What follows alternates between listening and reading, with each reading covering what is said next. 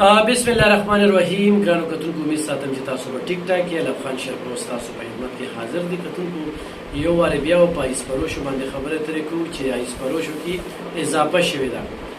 دې وخت کې تنګي تاثیر کې سلو نه زیات چې کوم دی لیست تیار شوی دی. په دغه لیست باندې به کار کوي.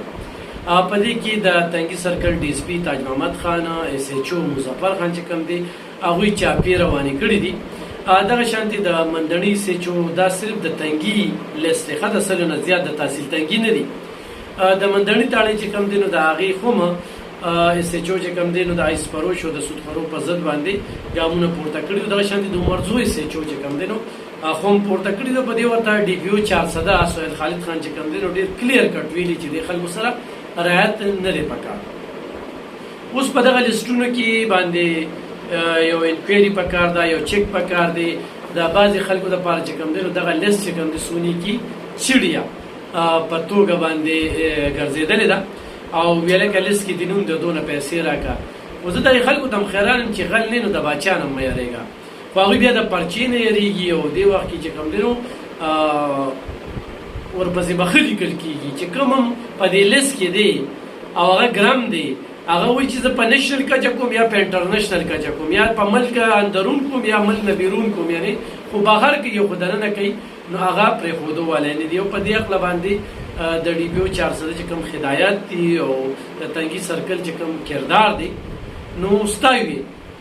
مشکلات قومي جرګه خو ملګرې ده، بطور صحافي خو ملګري یو، بطور سماجي عوامي په توګه باندې خو ملګري یو. د ښه کار او د دې ناسور په ختمي کې په پولیس کردار ادا کوي نو موږ سره څنګ په څنګ ولاړو او هغې خلکو ته م وایو چې اوس هم وخت چرتلی نه دی، تاسو بلکل توبه طایب کوید کېدی شي. دا څیزونه چې کوم دی نو په دې حکومت کې ډېر زیات شو. په تېرو 10 کالو کې موږ د آیس نشه چې کومه ده هم پېژنده، هم لیدله او د دې نقصانات هم ولیدل. زیاتره چې کوم دی د دغې حکومتي پارټۍ د دغې ډلې خلک وي په دغې غنونی حرکت کې، په دغه زهریله کار کې، په دغه ناوړي کاروبار کې، په دغه دنده کې کومه دنده چې زموږ د بچو پنده ده. نو زه په دې کې د پولیس د ښه اقدام چې کوم دی چې د ایس پروژو په ضد کاروایي کوي ستاینه کوم. کوم پولیس والا په دې کې ملوث دی مزاحمت یې کوم او هغه ته دا وایم چې ته بې ضمیره یې، ته کرف یې او ته چې کوم دی نو انسانیت سره لوبې کوې نو دغه تنخواه او دغه پیسې چې کوم دي دا وستا په ځای نه راځي. دویمه خبره ګرانو کتونکو په سوات باندې کوم. سوات کې پرون په یو سکول وین باندې فایرنګ شوی دی او په هغې کې ډرایور چې کوم دی نو هغه شهید شوي دی او 2 ماشومان په هغې کې سخت جوبل شوي دي. په هغې باندې مسلسل د سوات د خلکو احتجاجونه روان دي. د سوات د خلکو دا سړومبني لاریون نه دی.